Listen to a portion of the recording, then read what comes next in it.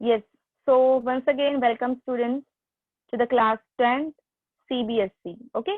So in the very first lecture, I will tell you the important chapters from your syllabus on which the questions are asked frequently, right? So student, the most important chapter you have from your syllabus is the life processes. Okay. Which is very important and very interesting chapter from your biology syllabus, the life processes. And that only we are going to start today itself. Apart from that, the control and coordination, how do organisms reproduce, and heredity and evolution. These are the most important chapters from your biology syllabus. If you have NCERT with you right now, you can open it and take out the index and you can just check over there. From your chemistry, the longest chapter, that is chapter number 4, carbon and its compound, which is very big chapter. It will take hardly it will take 50 into 20 days to complete this chapter if the sessions are going regularly. So apart from chapter number 4, your chapter number 5, periodic classification of elements. In that, we are going to discuss about the all concepts of modern periodic table and some historical parts regarding the classification of elements. And apart from that, you also have the chemical reactions and equation, acid, bases, salts, and the metal, non-metal. So with this chapter, with some of the concepts of this chapter, you guys are already familiar. Since your 8th standard, you are learning about it. So we will discuss one by one in detail. So let's start with the very first chapter of the biology, that is life processes. So wait a moment, I'm sharing the screen with you.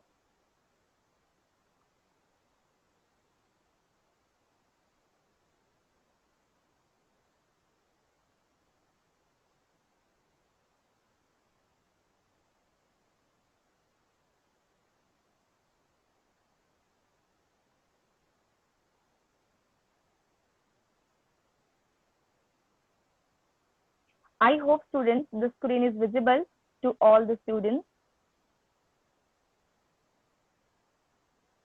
Okay, so first of all, I will tell you the important concepts from this chapter, then we will start discussing each and every topic one by one. So basically, student, in this chapter, you have the mode of nutrition, that is autotrophic and heterotrophic mode of nutrition, with which all of you are very familiar from the beginning. In detail, you have the concept of photosynthesis, the steps involved, and the photosynthetic experiments too.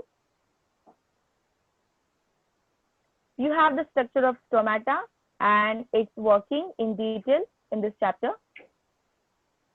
You have the various type of nutrition of heterotrophic mode of nutrition. It further divides into many kinds, so that we are going to learn in detail.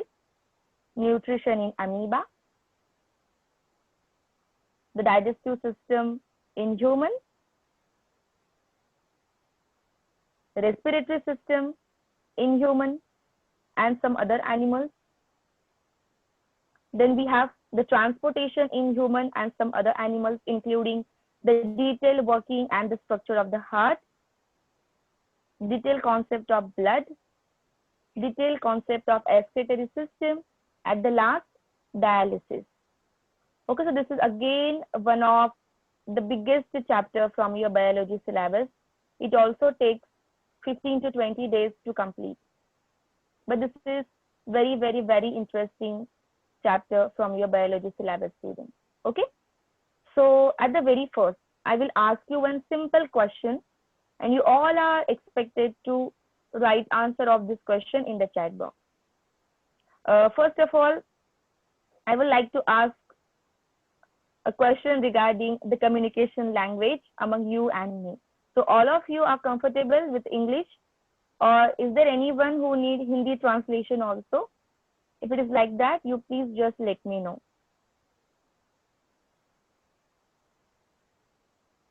So yes for what? Yes for what? Hindi translation or only English? Okay, most of are very comfortable with English. Okay, okay. Right, right. Okay, students. See if here is anyone who is having any difficulty while understanding any of the concepts in English, you can please just call me personally. So I will means try to solve your doubts. Okay, students. Right. So the very first question for all of you, students, tell me, what do you think? What are the criteria that we use to classify the living things and non-living things? Or how will you come to know that particular thing is living or non-living? Yes, any guesses? Okay, Bhagyashree is telling breathing. Very good. Yes, any other thing? By looking towards that particular thing, you will clearly come to know that the yes, particular thing is living or non-living. So this is the question for all the students, okay? All of you can answer in the chat box. Yes, of course. Cell structure. Okay, Aditi. Chanchal is telling movement, living things grows. Yes, of course. Of course, respiration, growth. Yes, very good. Movement. Yes, of course, of course. So students, there are 8 life processes. You know, the heading of the chapter is what? Life processes. In this chapter, we are completely going to learn about what are the life processes, what are the life processes which are essential to stay alive and which are essential to maintain life of a particular species on the earth. So student, let me ask you one more question. So for example, there is a person who is simply lying on the floor. The person name is X, okay, who is simply lying on the floor. And the person is breathing, but the person is not having any sensation. If you are touching the person's leg, if you are touching the person's hair, if you are pulling the person's hair, if you are teasing the person is not responding. But the person's breathing is happening. So what do you think? Is the person alive or not? Yes, yes, Aryan, very good. Yes, yes, Aditi, of course. No, see, in sleeping situation, what happens? We have our consciousness. जब हम सोते हैं ना बेटा, we have our consciousness. If someone touches you, if someone pulls your hair, we have the feeling.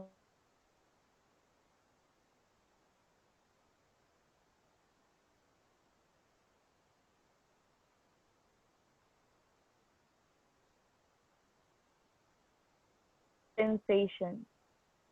The person lost his or her sensation. That is called the process of control and coordination. Yes, yes, of course.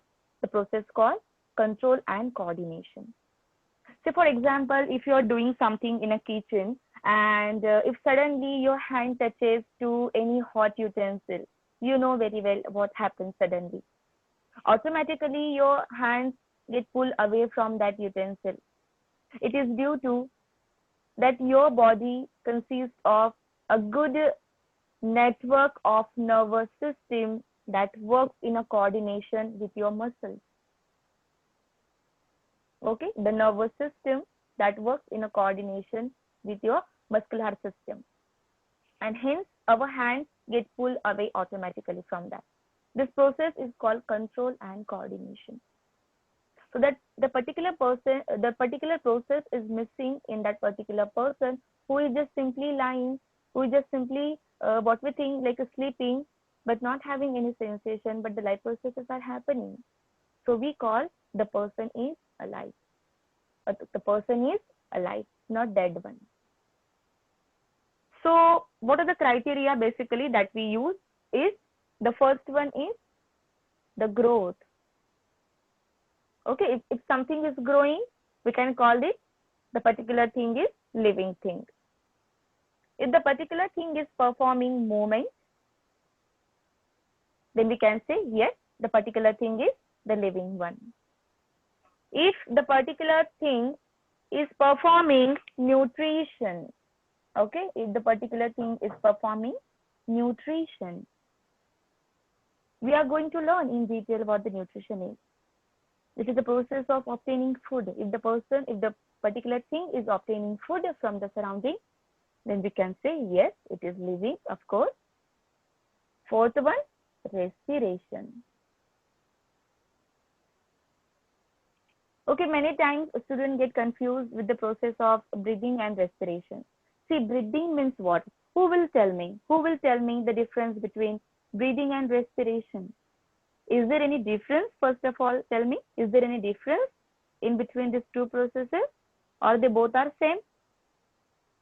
All of you answer in the chat box. Is these two processes are same or different? Yes, Kaushal is telling different. Okay, the processes are different. Yes, of course. Yes, student. Yes, Sukrita. Yes, Prerana, Raghav, Aditi. Very good. The processes are different. You know what happens in breathing? In breathing, we inhale oxygen and we remove out CO2. Yes, very good, students. But in respiration, what happens? In respiration, undergoes cellular combustion. Cell के अंदर उसका combustion होता है.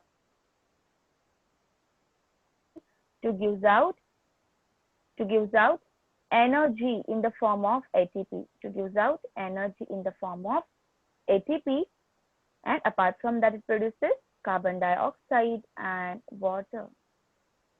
So this exactly happens, what we call in the process of respiration. So this is the difference. So basically, you know, children, breathing is a physio-mechanical process. It happens with the help of certain organs of our body.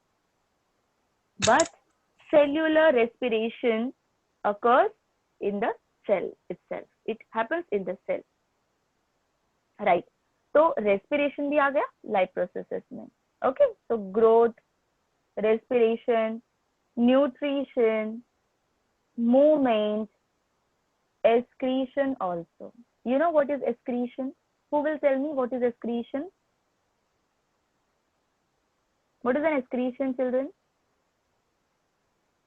I want you to be very active always, all the time. From the beginning of lecture till the last second of the lecture, I want all of you to be very active. Yes, Kaushal, Madhur, very good. Very good, Siddhi. Yes, all of you are, of course. Excretion is the process of removal of nitrogenous waste from our body. Nitrogenous waste means, you know, children, what is that? Urea, uric acid. These are the nitrogenous waste that accumulates in the body of organism, not solid waste. That process is called fixation or egestion. This is the excretion. In more simple words, the removal of urine, what we call. So that is very necessary, because, you know, if this nitrogenous waste gets accumulates in your body, that causes poisoning inside, and ultimately the person dies. So it is easier to remove the nitrogenous waste from the body of an organism. Apart from that, transportation. What do you think, children? Why transportation is necessary in our body? Not only in our body, but also in other animals too, or other plants too.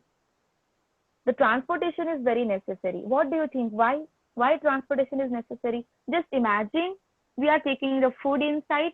The food goes in our stomach. It goes in our... It remains there only. Then what happens? Is there any use of taking the nutrients there? No. Yes, Aditi. Yes, of course. To fulfill the nutrient requirement of our each cell. Very nice answer from Aditi. So what is need of transportation, children? Whatever the raw material we take from the surrounding, that has to be transported to each and every cell of our body. That's why the transportation is necessary. Even it happens in the plant body also.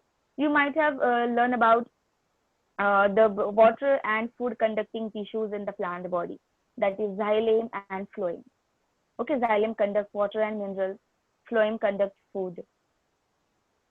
So this transportation is necessary to fulfill the requirement of each and every cell of our body. Okay, so the conclusion from the introductory part of the chapter is, there are some life processes which are very necessary to maintain life on the earth. And what are those? I'm going to list now. You also write in your notebook whatever the thing I'm writing on the screen now. The very first, nutrition. Nutrition is the essential life process. Second one, respiration. Third one, transportation. And the fourth one, excretion. Okay, students, these four are very, very, very essential life processes for a particular living organism to stay alive. Without these life processes, we cannot imagine life on the earth. Think that there is a person who is respiring, the transportation is happening in the person's body, the excretion is happening, but the person is not performing nutrition. Tell me, the person will stay alive? No. After a few days, the person will ultimately die. So all these processes, yes, very good. All these processes are very essential to maintain life on the earth. Apart from these four, there are more life processes too, like growth. Growth is also necessary. Movement. Movement is necessary for having a fit body. Sensitivity is also necessary. Okay, sensitivity is also necessary. Q, because for example, if you are touching any hot utensil and if your body is not pulling your hand away, आपका हाथ पीछे नहीं आ रहा है, what will happen? Your hand will remain touched to that hot utensil and you may get burned. आपका skin जल सकता है. So that's why sensitivity is necessary for having a safe life. 8. Reproduction. Reproduction is also one of the life processes, but not included in the essential life processes.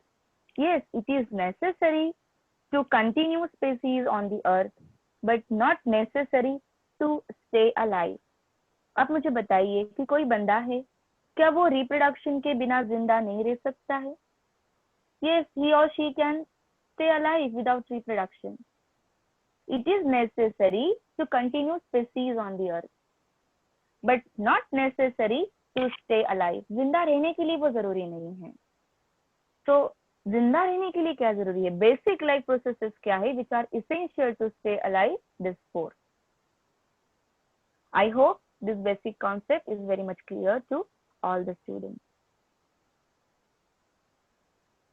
Now, let's have a look towards the first process called nutrition in detail.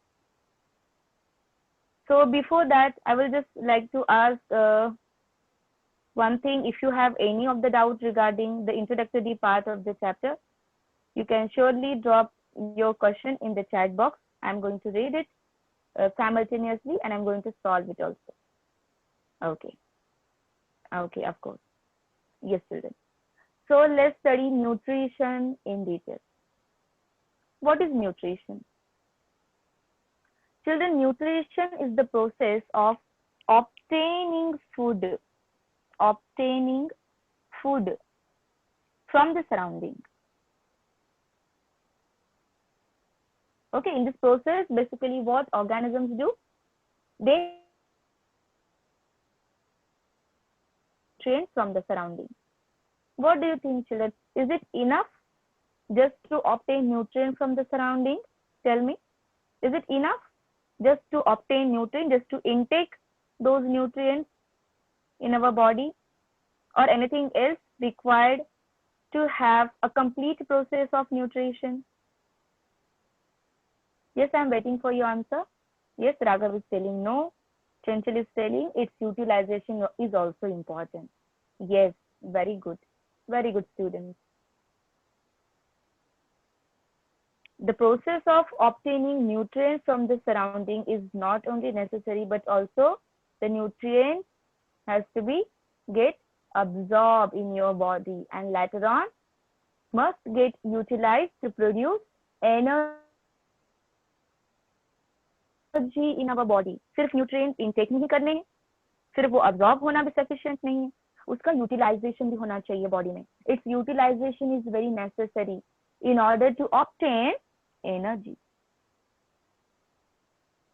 because the main purpose of intaking food is nothing but obtaining energy and of course to grow, so where this energy is utilized, in our body? See children, the energy is utilized in our body to grow, to perform repairing mechanism of our body. That is, sometimes you may get cut or form wound on your body. Sometimes your skin gets rough over some area, so that part gets repaired automatically. The wound gets healed automatically. This is absolutely performed by the energy currency what you have in your body called ATPs. So these ATPs are only utilized for growing the cells and to repair your body. And not only for this, but also for the process of reproduction. The same energy is utilized for reproduction. Not only the reproduction, I'm talking about the multicellular organisms, but you might have heard about the cell division, children. One cell divides to form two cells, by mitotically or by meiotically. So for cell division also, the energy is required in our body. So for all these processes, all the cellular processes, the energy is required, right? So what is the complete definition of nutrition? Even you can also write in your notebook. I'm telling you, nutrition is the process of obtaining food from the surrounding and the utilization of the food for energy production, growth, and repair of the body. You can also add reproduction in that, okay? To produce energy, to grow, to repair, and to reproduce. So I hope the definition of nutrition is very much clear to all the students. Let's have a look towards the various type of nutrition. Okay, beta, I'm repeating, okay? Yes. Nutrition is the process of obtaining food from the surroundings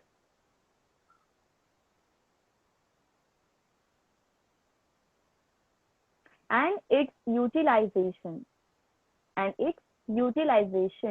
for energy production, growth, repair of the body, and reproduction. Okay, so it is a process of obtaining food from the surrounding and its utilization, the most important word, its utilization for energy production and growth, repair, and reproduction. Yes. So now children, the nutrition is basically categorized into two types: autotrophic nutrition and heterotrophic mode of nutrition. What do you mean by heterotrophic and autotrophic?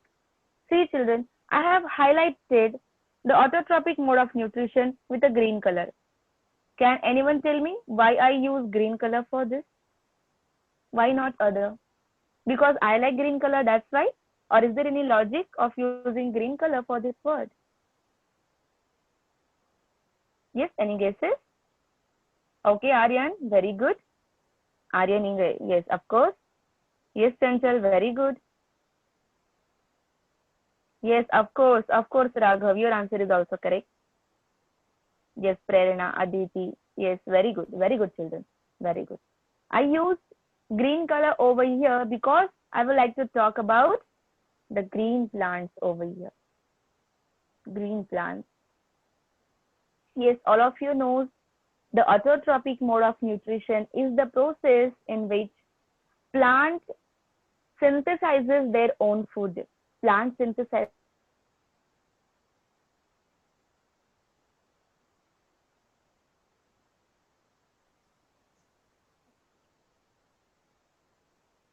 auto means self, auto means self, and trophic means dependency. Dependency. So in these children, the plants are self-dependent. Means plants can perform the photosynthesis process by which they can synthesize their own food. And this happens not only in the green plants. Listen carefully, children. This not only happens in the green plant, but also it happens in some bacteria. See, children, there are some bacteria which are autotrophs. They can synthesize their own food. So basically, there are some bacteria, children, who can use light for obtaining their own food, and sometimes they can use some chemical. On that basis, they are classified as photoautotrophs and chemoautotrophs. That is a different topic. But you must know that autotrophs are not only the green plants, but also some bacteria can perform the process of obtaining their own food. Okay, then what about the plants which are insectivorous? आपको ये question आना चाहिए था. Insectivorous. What about the plants which are insectivorous? Have you ever seen this plant? Have you ever heard about the insectivorous plants, children? Do you know any name? Do you know any name? Yes? Yes, very good. Picture plant. Yes, picture plant. Venus flytrap plant भी आपने सुना होगा. Yes. Sukrita, check the spelling beta. It's a picture. Picture plant. Then Venus flytrap plant. Okay, Venus flytrap plant. Yes, of course. So even croton.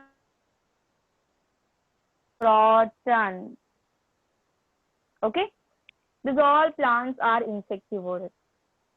But you might have seen some of the part of these plants also appears green. So wherever there is a green, that perform photosynthesis, no doubt. But they also need other nutrients to stay alive, such as protein also they need, nitrogen also they need, and for that they engulf the insects coming in their contact.